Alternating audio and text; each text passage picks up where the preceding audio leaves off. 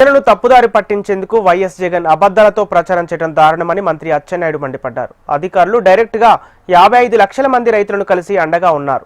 గత 5 ఏళ్ల పాటు జగన్ నడిపిన తుగ్లక్ పరిపాలనే వ్యవసాయ రంగాన్ని దెబ్బతీయడానికి ప్రధాన కారణమని, ఇప్పుడు ఆ వైఫల్యాలను దాచిపెట్టేందుకు అబద్ధాల అంబాసిడర్లా వ్యవహరిస్తున్నారని విమర్శించారు.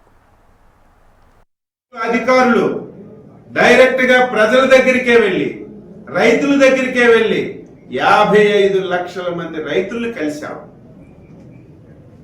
ఏదైతే మనం రైతు సేవా కేంద్రాన్ని యూనిట్ గా తీసుకున్నాం, ఆ రైతు సేవా కేంద్రంలో ఎన్ని ఎకరాల భూమి ఉంది, ఎంతమంది రైతులు ఉన్నారు, ఏ వ్యవసాయం పెడుతున్నారు, ఏ వ్యవసాయం పెట్టడం వల్ల ఇబ్బందులు వస్తున్నాయని స్పష్టంగా తెలుసుకొని బ్రహ్మాండమైనటువంటి కార్యక్రమం చేస్తే దాన్ని విమర్శిస్తున్నాం. ఈరోజు మళ్ళీ ఇంకొక అబద్ధం.